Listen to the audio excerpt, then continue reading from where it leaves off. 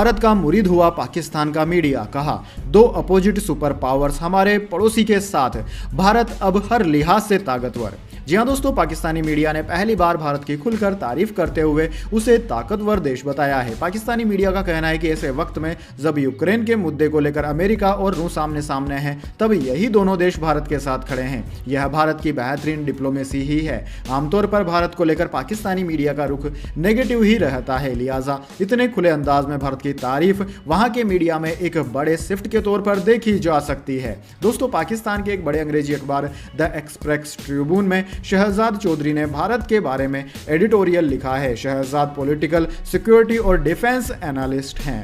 इसके बाद दोस्तों अगली बड़ी खबर, जोशीमठ को लेकर वर्षों पहले हो गई थी भविष्यवाणी, भगवान बद्रीनाथ का रास्ता हो जाएगा बंद। जी हां दोस्तों, उत्तराखंड के जोशीमठ में आई दरारें अभी भी लोगों की परेशानियों को बढ़ा रही है। लोग अपने घरों को छोड़कर राहत शिविरों में रहने को मजबूर हैं। 700 से अधिक घरों में दरारों को चिन्हित किया गया है। दरारों के चलते करीब 180 लोग बेघर हो चुके हैं। इस बीच अब जोशीमठ में आई दरारों को एक सदियों पुरानी भविष्यवाणी से जोड़ा जा रहा है। यह भविष्यवाणी जोशीमठ और आसपास के गाँव में सदियों से लोग एक पीढ़ी से दूसरी पीढ़ी को ट्रांसफर करते रहे हैं। टाइम्स ऑफ इंडिया की रिपोर्ट के मुताबिक लोगों का दावा है कि जोशीमठ के रास्ते बद्रीनाथ मंदिर पहुंचने का रास्ता कठिन हो जाएगा। भगवान बद्रीनाथ की पूजा जोशीमठ से करीब 22 किलोमीटर दूर सुवई में होगी। सुवई गांव तपोवन से थोड़ी दूर पर आगे है। सुवई में 8530 फीट की ऊंचाई पर स्थित भविष्य बद्रीनाथ मंदिर में इस पूजा को कराया जाएगा भविष्य में। इसके बाद दोस्तों अगली बड़ी खबर, बीजेपी की सरकार ने कभी किसी मीडिया हाउस पर प्रतिबंध नहीं लगाया, राजनाथ सिंह ने कहा। जी हां दोस्तों, रक्षा मंत्री राजनाथ सिंह ने रविवार को मीडिया की स्वतंत्रता को लेकर एक बड़ा बयान दिया है। उन्होंने कहा है कि प्रेस की स्वतंत्रता से उल्लंघन का आरोप लगाने वाले भूल जाते हैं कि उनकी पार्टी की सरकारों ने किसी भी मीडिया संगठन पर कोई प्रतिबंध नहीं लगाया है और न ही किसी के अभिव्यक्ति की स्वतंत्रता के अधिकारों का हनन किया है। रक्षा मंत्री ने कांग्रेस पर निशाना साधते हुए कहा कि अगर बात प्रेस की स्वतंत्रता की है तो कांग्रेस ने ऐसा करने के लिए संविधान में संशोधन तक किया था। उन्होंने इस दौरान 1951 में अनुच्छेद 19 किए गए संशोधन की याद दिलाई। आरएसएस से जुड़े साप्ताहिक पांचजन्य द्वारा आयोजित एक सम्मेलन में राजनाथ सिंह ने कहा कि अभिव्यक्ति की स्वतंत्रता के संबंध में देश में फिर से एक बहस शुरू हो गई है। इसके बाद दोस्तों अगली बड़ी खबर, भारत को मिली वनडे इतिहास की सबसे बड़ी जीत, पहली बार कोई टीम 300 रन से हारी। जी हां दोस्तों, टीम इंडिया ने वनडे क्रिकेट में नया कीर्तिमान बना दिया है। उसने तीसरे वनडे में श्रीलंका को 317 रन से हराया। वनडे क्रिकेट के इतिहास में यह किसी भी टीम की सबसे बड़ी जीत है। मैच में टीम इंडिया ने पहले खेलते हुए 5 विकेट पर 390 रन का विशाल स्कोर खड़ा किया। विराट कोहली और शुभमन गिल ने शतकीय पारी खेली। जवाब में श्रीलंका टीम 22 ओवर में 73 रन पर सिमट गई। भंडारा ने चोट के कारण बल्लेबाजी नहीं की। तेज गेंदबाज मोहम्मद सिराज ने बेहतरीन गेंदबाजी करते हुए 32 रन देकर 4 विकेट झटके। इसी के साथ भारतीय टीम ने वनडे सीरीज में 3-0 से क्लीन स्वीप किया। श्रीलंका की टीम कभी भी भारत को उसके घर में वनडे सीरीज में नहीं हरा सकी है। दोस्तों, इससे पहले बड़ी जीत का रिकॉर्ड न्यूजीलैंड के नाम था। उसने 2008 में आयरलैंड को 290 रनों से हराया था। दोस्तों, लक्ष्य का पीछा करने उतरी श्रीलंका की टीम कभी भी मैच में नहीं जीतती हुई नहीं दिखी। उसके 5 विकेट सिर्फ 37 रन पर ही गिर गए। इसके बाद कप्तान दानुश शनाका से उम्मीद थी, लेकिन वे सिर्फ 11 रन बनाकर बाएं हाथ के स्पिनर कुलदीप यादव का शिकार हुए। 7 बल्लेबाज दहाई के आंकड़े तक नहीं पहुंच सके। सिराज के अलावा मोहम्मद शमी और कुलदीप यादव ने भी 2-2 विकेट झटके। इसके बाद दोस्तों अगली बड़ी खबर, पाकिस्तानी प्रधानमंत्री का कबूलनामा, शहबाज शरीफ बोले एटमी ताकत होकर भीख मांगना शर्मनाक, सऊदी यूएई ने बहुत मदद की। जी हां दोस्तों, शहबाज शरीफ ने पहली बार माना है कि बतौर प्रधानमंत्री हर विदेशी दौरे पर जाकर मदद के लिए हाथ फैलाना उनके लिए शर्मिंदगी की बात है। हैरानी की बात यह है कि शरीफ ने यह बात फौज के एक प्रोग्राम में कही जो पाकिस्तान के कुल बजट की सबसे बड़ी हिस्सेदार होती है। शरीफ के मुताबिक पाकिस्तान एक एटमी ताकत रखने वाला इस्लामी मुल्क है और अगर ऐसे में हमें हर बार और हर जगह जाकर भीख मांगने पड़े तो इससे ज्यादा शर्मनाक और कुछ नहीं हो सकता। शरीफ ने शनिवार को पाकिस्तानी फौज के पासिंग आउट प्रोग्राम में हिस्सा लिया। यहां आर्मी और आईएसआई चीफ के साथ प्रेसिडेंट आरिफ अलवी भी मौजूद थे। Army chief general Asim Munir और ISI chief lieutenant general Nadeem Anjum के सामने शहबाज शरीफ का यह बयान अहम माना जा रहा है। इसके बाद दोस्तों अगली बड़ी खबर, सऊदी अरब ने नागरिकता के नियम में किया बड़ा बदलाव, अब ये लोग कर सकते हैं आवेदन। जी हां दोस्तों, सऊदी अरब ने अपने नागरिकता नियम में बड़े बदलाव की घोषणा की है। खलीज टाइम्स ने अपनी रिपोर्ट में बताया कि प्रवासी नागरिक से शादी करने वाली सऊदी महिलाओं के बच्चे अब 18 साल की उम्र के बाद नागरिकता के लिए आवेदन कर सकते हैं। सऊदी अधिकारियों ने सऊदी अरब राष्ट्रीयता प्रणाली के अनुच्छेद 8 में संशोधन को मंजूरी दे दी है। द डेली ने सऊदी गजट का हवाला देते हुए बताया कि केवल प्रधानमंत्री को ही नागरिकता देने का अधिकार है। सऊदी अरब राष्ट्रीयता प्रणाली के अनुच्छेद 8 के अनुसार एक व्यक्ति जो सऊदी में एक विदेशी पिता और एक सऊदी मां से पैदा हुआ है, नियम के मानकों को पूरा करने पर उसे सऊदी नागरिकता दी जा सकती है। नागरिकता के लिए शर्तें हैं। शख्स को अरबी भाषा में धारा प्रवाह होना चाहिए। कानूनी उम्र के आने पर राज्य में स्थायी निवास का दर्जा होना चाहिए। उसे अच्छे आचरण और अच्छे चरित्र का होना चाहिए। कोई आपराधिक सजा या किसी कृत्य के लिए 6 महीने से अधिक का कारावास नहीं होना चाहिए। इसके बाद दोस्तों अगली बड़ी खबर, दिल्ली में फिर शुरू हो रही है भीषण शीतलहर। मौसम विभाग ने जारी किया 3 दिनों का अलर्ट। जी हां दोस्तों, मौसम विभाग ने सोमवार और बुधवार के बीच दिल्ली एनसीआर में कई स्थानों पर शीतलहर की भविष्यवाणी की है। दिल्ली में न्यूनतम तापमान 3 डिग्री सेल्सियस के आसपास रहने की उम्मीद जताई गई है। भारतीय मौसम विज्ञान विभाग यानी कि इंडियन मेट्रोलॉजी डिपार्टमेंट के आंकड़ों के अनुसार दिल्ली में 5 जनवरी से 9 जनवरी तक भीषण शीतलहर देखी गई थी, जो कि एक दशक में महीने में दूसरी सबसे लंबी अवधि है। दोस्तों इसी महीने अब 50 घंटों से अधिक घना कोहरा भी दर्ज किया गया है, जो 2019 के बाद सबसे अधिक है। अब दोस्तों अगले 5 दिनों के दौरान पंजाब, हरियाणा, दिल्ली और उत्तर प्रदेश में रात और सुबह के समय कुछ क्षेत्रों में घने से बहुत घना कोहरा छाए रहने की संभावना है। मौसम ब्यूरो ने कहा है कि 17 और 18 जनवरी तक उत्तर पश्चिम और मध्य भारत के कई हिस्सों में न्यूनतम तापमान में लगभग 2 डिग्री सेल्सियस की और गिरावट आने की संभावना है। दिल्ली के साथ ही राजस्थान, पंजाब और हरियाणा के कई हिस्सों में गंभीर शीतलहर की स्थिति बनने की संभावना है। इसके बाद दोस्तों अगली बड़ी खबर, नेपाल में विमान हादसा, 68 की मौत। लैंडिंग के 10 सेकंड पहले पहाड़ी से टकराया, आग लगी, तकनीकी खराबी बनी हादसे की वजह। जी हां दोस्तों, नेपाल में रविवार सुबह बड़ा विमान हादसा हुआ। यति एयरलाइंस का प्लेन काठमांडू से 205 किमी दूर पोखरा में क्रैश हो गया। यह ATR 72 प्लेन था। इसमें 68 यात्री और 4 क्रू मेंबर्स सवार थे। लैंडिंग से महज 10 सेकंड पहले विमान पहाड़ी से टकरा गया। इससे प्लेन में आग लग गई और वह खाई में जा गिरा। पोखरा के जिला अधिकारी टेक बहादुर केसी ने बताया कि विमान के मलबे से 68 शव निकाले जा चुके हैं। हालांकि चश्मदीदों का कहना है कि हादसे में कोई भी जिंदा नहीं बचा। अभी तक सिर्फ 5 शवों की पहचान हो पाई है। बाकी शवों को पहचानना मुश्किल है। फ्लाइट में सवार 4 अन्य लोगों का पता नहीं चल पा रहा है। विमान में 5 भारतीय यात्री भी सवार थे। घटनास्थल से 2 लोगों को जीवित निकाला गया, दोनों मछुआरे थे। इसके बाद दोस्तों अगली बड़ी खबर, भारत ने रूस से हर दिन मंगाया 10 लाख बैरल क्रूड ऑयल, पीछे छूटे सऊदी अरब और इराक।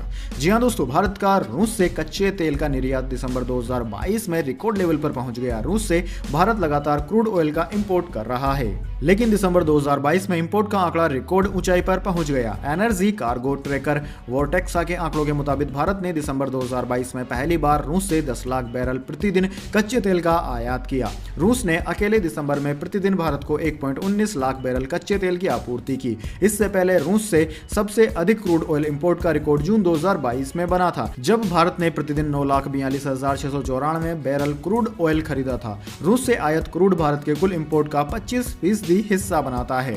भारत ने रूस से उस समय भी क्रूड ऑयल का इंपोर्ट जारी रखा जब यूरोपीय संघ और अमेरिका ने रूस के समुद्री तेल पर प्राइस कैप लगा दिया था। इसके बाद दोस्तों अगली बड़ी खबर, विराट कोहली ने जड़ा 46वां शतक, सचिन तेंदुलकर के शतकों का महारिकॉर्ड अब टूट कर ही रहेगा। जी हां दोस्तों, विराट कोहली का बल्ला फिर सरपट दौड़ रहा है। श्रीलंका के खिलाफ तीसरे वनडे में उन्होंने 85 गेंद पर शतक जड़ दिया। वे 110 गेंद पर 166 रन बनाकर नाबाद रहे।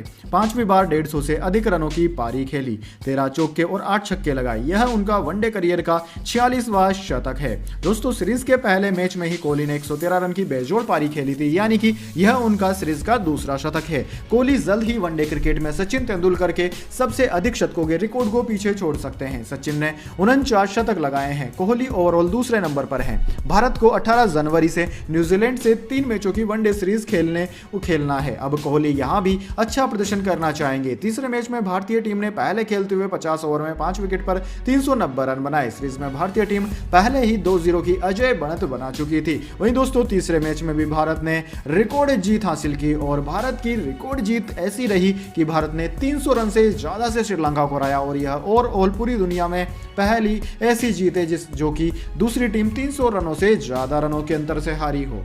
इसके बाद दोस्तों अगली बड़ी खबर, महंगे होम और कार लोन से जल्द नहीं मिलेगा छुटकारा। आरबीआई गवर्नर ने कहा यूक्रेन कॉन्फ्लिक्ट जारी रहा तो इंटरेस्ट रेट लंबे समय तक हाई बने रहेंगे।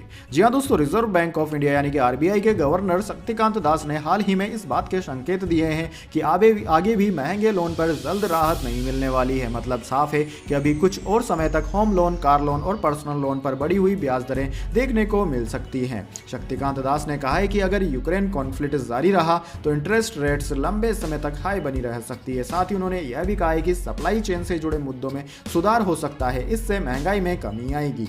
दास ने शनिवार को एक इंटरव्यू में कहा कि मैं यह कहना चाहूंगा कि यह फरवरी में होने वाली मॉनेटरी पॉलिसी कमेटी मीटिंग के फैसलों को लेकर संकेत नहीं है। अगर जियोपॉलिटिकल टेंशन अभी भी इसी तरह की बनी रहती है तो ब्याज दरें लंबे समय तक हाई ही बनी रहेंगी।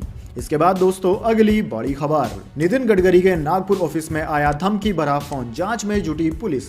जी हां दोस्तों, केंद्रीय मंत्री नितिन गडकरी को फोन पर धमकी मिलने का मामला सामने आया है। पुलिस से मिली जानकारी के अनुसार नितिन गडकरी को धमकी भरे फोन कॉल्स उनके नागपुर स्थित ऑफिस में आए। शनिवार को उनके ऑफिस में इस तरह के 2 फोन कॉल आए। पुलिस फिलहाल इस पूरे मामले की जांच कर रही है। पुलिस अधिकारी के अनुसार केंद्रीय मंत्री नितिन गडकरी के नागपुर स्थित ऑफिस में शनिवार को 2 ऐसे फोन कॉल्स आए थे। पहला फोन शनिवार सुबह 11:30 बजे पर आया था, जबकि दूसरा फोन कॉल सुबह 11:40 पर किया गया। इसके बाद दोस्तों अगली बड़ी खबर, तूफानी शुरुआत के लिए तैयार पठान, विदेशों में जोरदार बुकिंग, तोड़ा केजीएफ 2 का महा रिकॉर्ड।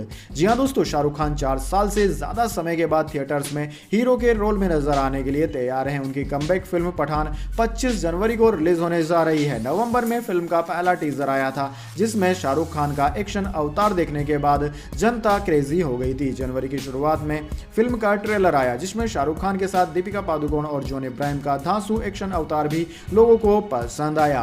पठान की एडवांस बुकिंग अभी इंडिया में शुरू नहीं हुई है, लेकिन विदेशों में फिल्म की लिमिटेड बुकिंग चालू है और बुकिंग के आंकड़े हिट दे रहे हैं। पठान के ओपनिंग बहुत जोरदार हो रही है। शाहरुख खान को इंडियन सिनेमा का सबसे पॉपुलर इंटरनेशनल चेहरा कहा जाता है। विदेशों में पठान की एडवांस बुकिंग के आंकड़े देखकर आप समझ सकते हैं कि ऐसा क्यों है, क्योंकि दोस्तों रिपोर्ट्स के अनुसार रॉकिंग स्टार यश की फिल्म केजीएफ चैप्टर 2 ने जर्मनी में 144,000 यूरो यानी कि 1.2 करोड़ रुपए का बिजनेस किया था, जबकि पिछले साल की सबसे बड़ी फिल्मों में से एक पोनियन सेल्वन एक PS1 का जर्मनी में बिजनेस 155,000 यूरो यानी कि 1.36 करोड़ रहा। पठान की एडवांस बुकिंग की रिपोर्ट्स बता रही है कि जर्मनी में शाहरुख खान की फिल्म की एडवांस बुकिंग से ही 1,50,000 यूरो यानी कि 1.32 करोड़ रुपए का बिजनेस हो चुका है। यानी कि उन्होंने जितना ओवरऑल कमाया है उससे ज्यादा तो पठान प्री बुकिंग में ही कमा चुकी है। इसके बाद दोस्तों अगली बड़ी खबर, मिस यूनिवर्स बनी यूएसए की गैब्रियल, भारत की हरनाज ने पहनाया ताज, विदिता टॉप 5 में नहीं पहुंच सकी। जी हां दोस्तों, 71वां मिस यूनिवर्स खिताब यूएसए की आर बानी गैब्रियल ने अपने नाम किया है। भारत की हरनाज संधू ने उन्हें ताज पहनाया। फर्स्ट रनअप अप वेनेजुएला की एमेंडा दूदा मेल और second runner up Dominican Republic की एंड्रीना मार्टिनेज रही। यह पेजेंट अमेरिका के न्यू ऑरलेंस शहर में हुआ। इसमें 25 साल की विदिता राय ने भारत को रिप्रेजेंट किया, जो टॉप 5 में नहीं पहुंच सकी। वो इवनिंग गाउन राउंड में बाहर हो गई। इस पेजेंट में दुनिया भर की 86 सुंदरियों ने हिस्सा लिया। विदिता टॉप 16 तक पहुंच गई थी। नेशनल कॉस्ट्यूम राउंड में विदिता ने सोन चिड़ैया बन सभी का ध्यान खींचा था। दरअसल एक समय भारत को सोने की चिड़िया कहा जाता था। विदिता की गोल्डन कलर की इस ड्रेस ने इंटरनेशनल प्लेटफॉर्म पर भारत की उसी इमेज को दिखाने का प्रयास किया था। इसके बाद दोस्तों जाने अगली बड़ी खबर, लेकिन उससे पहले मेरी आपसे एक छोटी सी रिक्वेस्ट है। अगर दोस्तों आपको अभी तक हमारी न्यूज पसंद आई है तो इसे एक छोटा सा लाइक जरूर दे सकते हैं आप, और अगर आपको पसंद नहीं आई तो बेशक आप डिसलाइक भी कर सकते हैं, लेकिन दोस्तों लाइक और डिसलाइक जरूर कीजिए, क्योंकि दोस्तों यही हमारी मेहनत का फल होता है और इसी से हमें पता चलता है कि आपको हमारी वीडियोस पसंद आ रही है या नहीं।